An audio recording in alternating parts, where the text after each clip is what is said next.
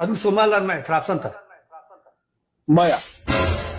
maxaad gudoomiye u ahayd wax loo baahan yahay oo waqtigeedii yimi oo in lagu meel gaaro ay tahay wax loo baahan yahay oo waqtigeedii yimid oo in lagu meel gaaro ay tahay ninka saa u hadlaya oo gudoomiyihii hore baarlamaanka jamhuuriyadda Somaliland Cabdirasaaq Khaliif Axmed oo sidii loo doortay ay tahay haddaba Somaliland wuxuu yiri waan ku meel gaaray waxna aniga ma jirin ba totally ba waxa liyo waxaan u hayba sameey hadda waliban waxa uu ka soo qabtay xilal fara badan bal haddaba ninka sidaa leh markii la doortay dhageyso dhaartiisii iyo sidii uu waqtigaasi bal hadayna dhageyso waxaan ilaahay u qaartay inaan u noqonayo daacad dalkayga Somaliland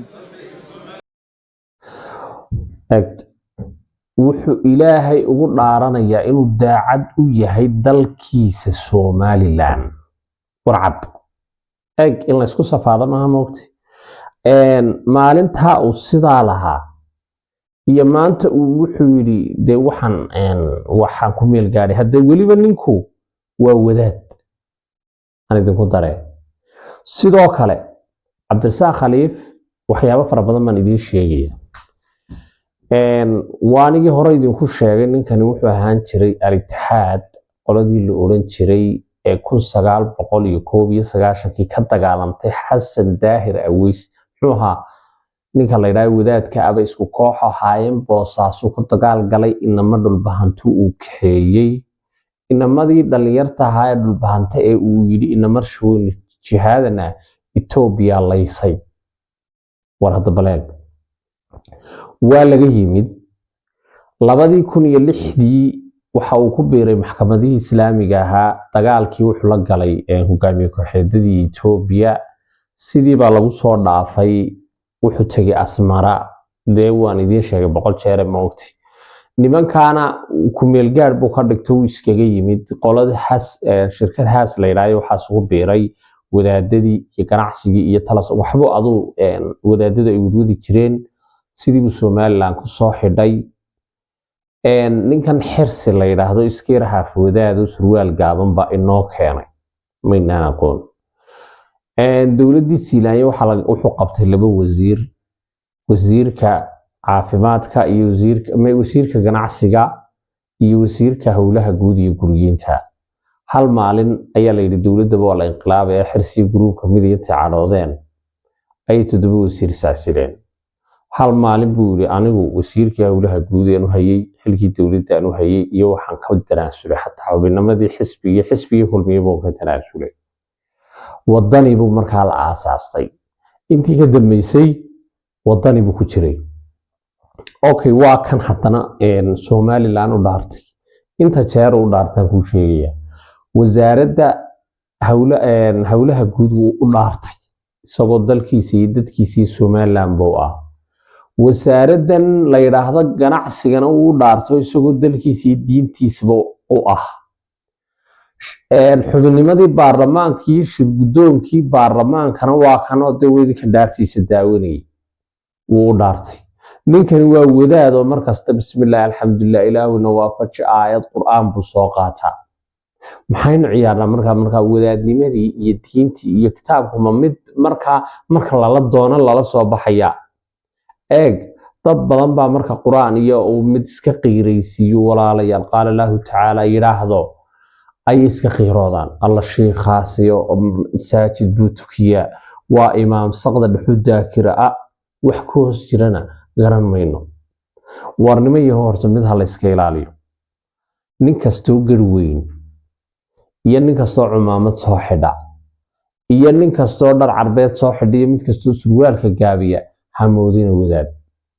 ilaahay inuu ka cabsanayana hamoodina alla ka cabsigiyo qulubtay taalay ma ha dhar iyo wax la xidho horta taaynaad hal ogaado qofka bini aadamkii hadduu meel u dhaarto ilaahay baa la weydiinayaa maalinta qiyaamo la oran maayo ma reerkaaga u dhaaratay ninkan wuxuu u dhaartay Somaliland oo dhameystiran okay ninkii taa u dhaartay lacag baa loo soo dhiibay 300,000 oo dollar wuu dafiray eegde waxaan qiyaama jira moogti laba gaadhi Somaliland siisay oo VI-da midda waa hargeysu kaga tago mabuu kaxaysan kari midkii laascaanoodna de waa kaas yidhi waxa lagu wareejinayaa qolada jabhadda haba ku wareejiyo waxaan naga geli eegde markaynu wadaadnimo ka hadlana inuu ku sheeganayo ninkani lacag buu bixiyey oo isla bilowgiiba ila waa nin dagaal ku baaqaye jabhaddii ayuu lacag siiyey waa kan saaxiibkii kabtan ayuubu dadka ugu dhow oo ku marag furayaaye bal hadda iyadana inaad ila dhegeyso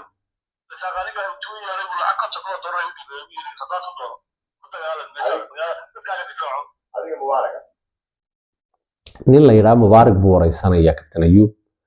waxaan u leeyahay $50,000 buu cabsaa khaliif ii dhiibay uu igu yidhi ku dagaalan oo ku gal kabtan ayuub ninkan hadduu iminka nin reer Somaliland oo Somaliland taageersan uu ka howlgalayo barnaamijkan ka been abuuranayo waxa la oran lahaa uu been abuuranay anigayga iminka haddaan dee samaynayo oo qof wareysto nidhaa imisuu ku dhiibayo san waxa la is oran karaa Somaliland buu taageeraa kabtan ayuub waa ninkuu ku soo qaadanayay uu mahad celinayay waa saaxiibkii waa nin qadiyadiisa taageera maaha nin sumcad iyo hoos u diraya $50,000 buu ku siiyey 50,000 halkuu ka keenay cabsaa khaliif baarlamaanka Somaliland $1,300 buu mushaar u qaataa xayraan buu ahaa lahaa ma shirkadihii ilan campaign buu galo lacag baa ka baxdo kumayaal baa ka baxdo mad baa soo saaray 50,000 goormuu dee magaranaysa eeg waa lacagtii qaranka iyo cashuurtii laga soo qaadayay dadkii reer laascaanood la qaxiyey wixii wax loogu qaban lahaa weeye iyo hub iyo rasaas u siiyey intii kalena golihii wasiirada ee taagnaa buu doonayay in la laayo inankan ka mid yahay uu ka mid yahay Siciid Sulub golihii wasiirada ee saaxiibadii wada shaqayntu ka dhaxaysay qarankan iyo dalkan ay wada dhaarteen ina khaliif wuxuu ahaa mas ama halaq lagu soo darsaday Somaliland wuxuu ahaa bamba loogu talagalay inay markaliyaata ku qaraxda dhammaan reer Somaliland wuxuu doonayay inuu ka sameeyo connection aad isugu xidhan oo ka bilaaba dagaal sokeeye oo ka qarxa dalka dhexdiisa ilaahay ba fashilay maalin dagaalka laascaanood dad badan oo qaranka Somaliland balaayo ka abuurayay ayuu fashilay cabsaq meel gaari maayo waa laba mid uun inta uu isagu u socdo uu han yar yahay oo madaxweyne ku xigeen yar oo saxiixna lahayn buu Puntland ka raba waase khaatimo wax la yiraahdo raadinaya oo gudoomiye ka noqdo meelaha kula ee warwareegu kolna yiraahdo Xasan Sheekh noo saxiix kolna uu yiraahdo Muuse Biixi aynu ama dawladda Somaliland hadii uu xisbiga wadani qabsado inay heshiis galaan oo dabadeed sidii Cali Khaliif oo halka ka iibiyo maaha nin masiirka dhalinyaradaasi ama caruurtaasi yaryar ee qaxda iyo hooyooyinkaasi dan iyo muraad kale runta marka la sheego cabsaa khaliif ma aha waa nin danaysta waa nin maalinba meeshii ku jirto ka faa'iideysta waa nin dareenka ummadda ka ganacsada ma reer Soolna dan uma wado Somaliland dan uma wado Puntland iyo Soomaaliya midna dan uma wado waa ninkaasi waa nin hawshiisu aad u badan tahay وشير قرية كليب كايجي كيرسية هذا كل جمهورية الصومال